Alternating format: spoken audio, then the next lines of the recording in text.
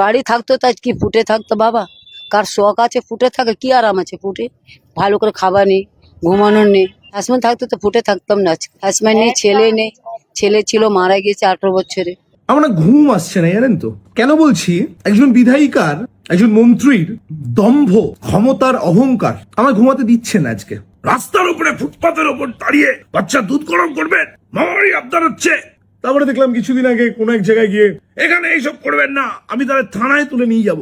যে গরিব মানুষের চোখের জলে দাঁড়িয়ে, যে গরিব মানুষের ভোটে জিতে আপনারা বড় বড় নেতা হয়েছেন, বড় বড় লিডার হয়েছেন, সে গরিব মানুষদের চোখ রাঙাচ্ছেন। একবার দেখি না, বড় লোকদের একবার চোখটা রাঙিয়ে দেখান না। যান না কাকুর কাছিতে, তুলুন না দেখি ইলিগাল পার্কিং গুলো। রাস্তা পুরো ব্লক করে, অনেকবার তো ভিডিও করে দেখিয়েছি, তুলুন না। আমি বলছি পারবেন না, পারবেন না। সরকার পড়ে যাবে আপনাদের, স্যাটা গরম করে দেবে বড় লোক মারোয়ারিরা আপনাদের। আপনারা তো বড় লোকদের পার্টি, জানি জানি জানি, আপনারা বড় লোকদের পার্টি।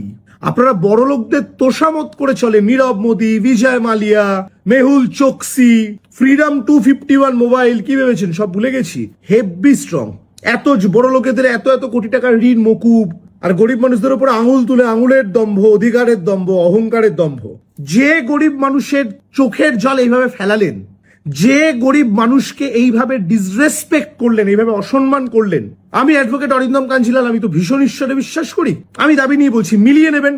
এই অহংকার আপনার থাকবে না, এই অহংকার থাকতে দেবে না, মানুষ থাকতে দেবে না। ফুটপাতের উপরে যারা মাছ বিক্রি করেন, ফুটপাতের উপরে যারা বসে একটু কিছু করেন, বিশ্বাস করুন আমাদের কোনো অসুবিধা হয় না, কোনো অসুবিধা হয় না। কিন্তু গাড়িগুলো যখন রাস্তাটা ব্লক করে দাঁড়িয়ে থাকে, যখন আমাদের গাড়ি নিয়ে পাস করতে সমস্যা হয় যেখান থেকে দাঁড়িয়ে, তাহলে ইকুয়ালিটি বিফোর ল আর্টিকেল 14টা সেম হতে তাদের প্রতি অ্যাপ্লিকেবল হওয়া উচিত। করবেন না, করতে পারবেন না। যান না একবার সল্টলেকে ইলিগাল পার্কিং গুলো, যান একবার নিউ টাউনে আসুন, আমাদের রাজারহাট নিউ টাউনে আসুন। ইলিগাল পার্কিং যে যে জায়গাগুলোতে আছে আসুন না একবার। পারবেন না, স্যাটা গরম করে দেবে বড় লোক ওই মারোয়ারি বা গুজরাটিরা। গরিব মানুষের উপরে চোটপাট দেখাচ্ছেন, গরিব মানুষের রেবেল দেখেছেন? দেখছেন না এক ভদ্রমহিলা কিরম সুন্দর এই মুহূর্তে দাঁড়িয়ে, এমন অবস্থা হয়েছে দাঁড়িয়ে কিছু করতে পারছেন না। চেয়েও আমি বলতে পারি মুখের ওপরে, যেটা করছেন ঠিক করছেন না। গরিব মানুষের অভিশাপ, অসহায়তার সুযোগ নেবেন না। ইকুয়ালিটি রাখতে গেলে ইকুয়ালিটি বোথ সাইডের ক্ষেত্রে রাখুন, তবে গিয়ে মানবো হ্যাঁ একজন প্রশাসক হয়েছে যে ঠিকটাকে ঠিক এবং ভুলটাকে ভুল বলতে পারে। গরিবের উপরে চোখে আঙুল তুলে এইভাবে অহংকার প্রকাশ করা থাকবে না, মিলিয়ে নেবেন আমার কথা। আমাদের এই পশ্চিমবাংলাটা মনে হচ্ছে, পশ্চিমবাংলা এই সরকারও ওই হিন্দু মুসলিম করতে করতেই চলে যাবে। কেন বলছি কি দাঁড়াও, কারণ আছে। তবে আবার নতুন যন্তর মন্তরে কিন্তু নতুন আন্দোলন শুরু হয়েছে, তোমরা সবাই শুনেছো নিশ্চয়ই। বেশ কিছুদিন ধরে অভিজিৎ দীপকে নতুন আন্দোলনে যোগ দিয়েছিল, কি কোটা ভিত্তিতে, মানে কোটার ব্যাপারে, যেটা কোটা ভিত্তিতে চাকরি পাচ্ছিল না কিছু মানুষ। হ্যাঁ, যেখানে জেনারেল কাস্ট থেকে একদম ফুল নাম্বার পেয়ে চাকরির জন্য প্রিপারেশন করতে হচ্ছিল, সেখানে ওই কোটার সুযোগ পেয়ে কিছু মানুষ বংশ পরম্পরায় চাকরি করছিল, মানে বাবা পেয়েছে তার ছেলে। আবার ওই কোটার সুযোগ পেয়েও কিছু মানুষ, মানে তারা এসব জানে না, ওই তারাও কিন্তু কোটাতে চাকরি পাবে, কিন্তু ওই কোটার যে সিস্টেম তারা জানেই না। এমনও ওদের কাস্টের কিছু মানুষ রয়েছে, তারা জানেই না। তারা আবার বংশ পরম্পরায় সেই মানে অশিক্ষিত বলতে পারো, গরিব বলতে পারো, যা খুশি বলতে পারো, বা জানে না, এই জন্য সেই কোনো রকমে খেটে খাচ্ছে, এইরকম অবস্থা। তাই ওরা নতুন করে কি বলতে চাইছে, যে তোমার ছেলে যদি যোগ্য হয়, মেধা ক্ষেত্রে যেন সমান অধিকার থাকে, মানে তোমার ছেলে যদি যোগ্য হয় তবেই আসো, সমান নাম্বার পেলে তবেই যেন চাকরির ক্ষেত্রে দেখা হয়। আর যদি তোমার ছেলে যোগ্য কিন্তু তুমি হচ্ছে গরিব, পড়াশোনা করাতে পারছো না, সরকার যেন তাই সেই ছেলেটির বা মেয়েটির পড়াশোনা করাবার দায়িত্ব নেয়। খুব সুন্দর সিদ্ধান্ত, আমি বলবো এটা মনে হয়, আশা করি সবাই সহমত হবেন। তো জানি না সরকার কি করবে। তবে আবার নতুন একটা আজকাল করে নতুন আবার আন্দোলন শুরু হতে চলেছে। এবার নামতে চলেছে যন্তর মন্তরে নতুন আন্দোলনে অর্ধসৈনিক বল, মানে আধা সেনা যাকে বলি। ওই আধা সেনার যে দাদা ভাইরা রয়েছে, তাদের দাবি যে যারা রিটায়ার্ড পারসন রয়েছে, তারা পেনশন সিস্টেম তাদের যা আছে তারা ঠিকঠাক মতো পাচ্ছে না সুবিধা। হ্যাঁ, এই নিয়ে তারা সরকারকে জানাতে চলেছে, সরকারের বিরুদ্ধে তারা অনশন আন্দোলন করতে চলেছে। যে প্রত্যেক দিন যাহারে ওই যন্তর মন্ত্র আন্দোলনের জন্য জড়ো হচ্ছে, জানি না এরপর আর কী কী নিয়ে আন্দোলন হবে। তবে আমার মনে হয় এবার ওই চিনি নিয়ে আন্দোলনে নামবে। কেন বলছি, কারণ চিনি যে হারে দাম বেড়েছে, সোজা 70, 50 থেকে সোজা 70। আবার এই নিয়ে আমাদের রাজ্যের কিছু মানুষ বলছে, মানে এদের হচ্ছে কথার কোনো যুক্তি আছে বলে তো মনে হয় না। কি বলছে এই চিনি নাকি মুসলিমদের জন্য দাম বাড়ানো হয়েছে। হ্যাঁ কি বলবো মাইরি, সবসময়ই মুসলিম দিকে জব্দ করতে যে হিন্দুরা তো জব্দ হয়ে যাচ্ছে, সেটা তো বুঝতে হবে যে মুসলিম দিকে জব্দ করতে যে হিন্দুদের বিশেষ করে মধ্যবিত্ত হিন্দুদের পকেট তো টাইট, কারণ সামনে দুর্গাপুজো, সেটা তো মনে করতে হবে। আর দুর্গাপুজোয় মিষ্টি কারা খায়, হিন্দুরা না মুসলিমরা? হ্যাঁ, দুর্গাপুজো কার বাড়িতে মিষ্টি না হয়? এদিকে নারকেল হয়ে গেছে 50, 60, 70, এদিকে চিনি 70। কি করে হবে রে ভাই না দুর্গাপুজোয় নারকেলের মিষ্টি? এই বছরের একটা সময় তো সবাই গরিব মানুষ, বড় লোক, মধ্যবিত্ত সবাই নারকেলের মিষ্টি বানিয়ে খায়, যতই বাজারে মিষ্টি কিনতে পাওয়া যায়, কিন্তু চিনির নারকেল, গুড়ের নারকেল এগুলো তো সবাই বানায়। আরও কত রকম মিষ্টি বাজার থেকে দুধ কিনে এনে সবাই একটু একটু তৈরি করে, সন্দেশের মিষ্টি কে না বানায় বলো? জানি না, হয়তো যারা একদম পুরো টাউনের মানুষ তারা হয়তো বানায় না, কিন্তু গ্রামের দিকে সবাই বানায়, আমরা ছোট থেকেই সেটাই খেয়ে এসেছি। তাহলে কিভাবে হবে? আর এদিকে সর্ষের তেল, পুজোর সময় মানুষ যে একটু রান্না বান্না করে খাবে, সর্ষের তেলে তো আগুন লেগে গেছে। হ্যাঁ, বাঙালি রিফাইন তেলে বাঙালিরা খুব কমই রান্না করে খায়। ওই গ্রামের দিকে যাও, দেখবি যত গরিব মানুষ অল্প তেলে রান্না করছে, কিন্তু সর্ষের তেলেই রান্না করছে। আর আমরাও সর্ষের তেলেই রান্না করে খাই, রিফাইন তেলে আমরা খেতে পারি না। হ্যাঁ, লুচি টুচি, সে পরোটা, সেগুলো সবাই খাওয়া হয় রিফাইন্ডে, সূর্যমুখী মানে সোয়াবিন, সানফ্লাওয়ার, এইগুলো আর কি। কিন্তু এমনি যে রান্না করা খাবারগুলো সেগুলো সবাই সরষের তেল। তাহলে বুঝে শুনে কথা বলতে হবে তো। এদিকে বলছে যে মুসলিমদের জন্যে সবসময় মুসলিমদের জন্য কি? হ্যাঁ, মুসলিম দিকে টাই দিতে যে হিন্দুরা টাই হয়ে যাচ্ছে, সেটা বুঝে কোনো কথা বলতে হবে। হ্যাঁ, আমার মনে হয় এবার চিনি নিয়ে পাক্কা এবার আন্দোলনে নামবে। দেখো, আবার অনেকে বলছে, ওইখানকার মানুষ অনেকে বলছে এবার নেক্সট আন্দোলন হবে চিনি নিয়ে, কারণ নতুন করে যাতে চায়ওয়ালার কেউ না বাঁধতে পারে। আর এবার আবার যাতে, হ্যাঁ, নতুন করে আবার দেখো আন্দোলনে চায়ওয়ালার না পদত্যাগ চায়। কি বলবো ভাই, এসব কথা কোথা থেকে আসে ওদের মাথায় জানি না। হ্যাঁ, কিছু মানুষ বলছে, জানি না কেন বলছে। তো যাই হোক, আমি একটা কথাই বলবো সরকারকে, যে একটু দেখা উচিত এই পুজোর আগে যেন যেমন বেড়েছে একটু কম হয়ে যাওয়া কমসে কম উচিত। হ্যাঁ, এই ভাতা টাতা বাবা দরকার নাই, ভাতার চক্করে এই দাম বেড়ে গেছে। আমারও মনে হচ্ছে এই ভাতা দিতে যে, নাহলে তো এতদিন বাড়েনি। এই যখন থেকে অন্নপূর্ণার টাকা দেওয়া শুরু করেছে তখন থেকেই দুম করে দামটি বেড়ে গেল। ও দরকার নেই ভাতা দেওয়ার বাবা, ভাতা বন্ধ করে দাও, যেন দামটা ঠিক থাকে, মানুষ যেন কিনে খেতে পারে। আমাদেরই অবস্থা টাইট হয়েছে, তো গরিব মানুষদের কি করে খাবে? হ্যাঁ, যাচ্ছে তাই অবস্থা। মানে বিশেষ করে চিনি তো আমাদের বাড়িতে তো প্রচুর চিনির দরকার হয়, কারণ আমাদের বাবু আমরা হচ্ছে জেনারেল কাস্টের মানুষ, আমাদের রান্না তো একটু একটু মিষ্টি লাগে, চা সবেতেই চিনি। আবার এই গরমকাল চলছে, একটু একটু শরবতও সবার বাড়িতে হচ্ছে। মানে চিনির যদি দাম না কমে মুশকিল হয়ে যাবে, চিনি আর সরষের তেল বিশেষ করে। আজকে সারাদিন সোশ্যাল মিডিয়ায় কত যে ছবি দেখলাম, কত যে মানুষের রিয়াকশন দেখলাম।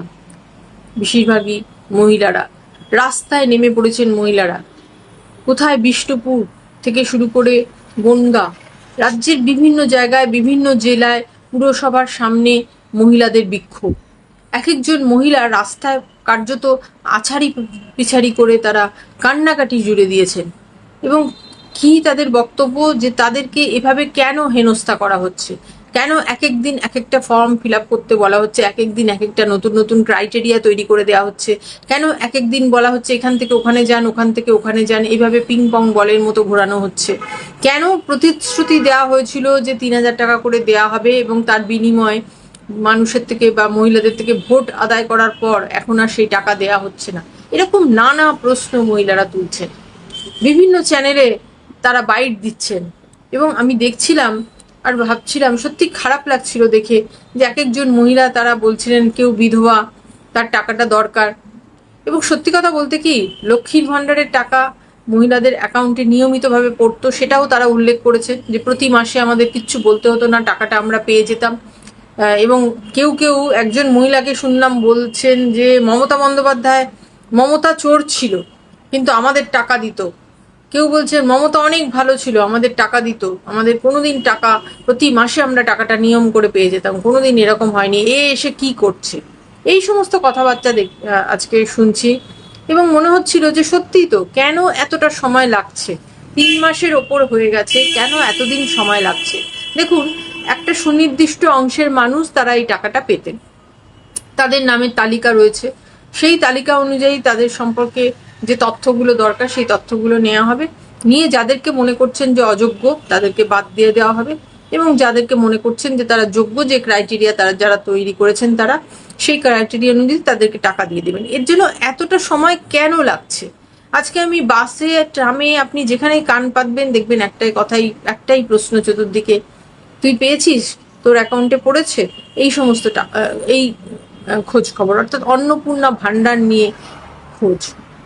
আসলে মমতা বন্দ্যোপাধ্যায়, অনেকেই বলেন যে তিনি ভিক্ষা দিয়েছেন, তিনি ভোট ব্যাংকের জন্য, তার ভোট পাওয়ার জন্য টাকা দিয়েছেন, এরকম অনেকেই বলেন। কিন্তু মমতা বন্দ্যোপাধ্যায় নিজে বলেছিলেন যে মেয়েদের হাতে কিছু টাকা আসবে, তাদের পরিবারের জন্য তারা কিছু টাকা খরচা করতে পারবে, সেটা তার নিজের টাকা হবে, এই কারণে তিনি টাকাটা দিয়েছিলেন।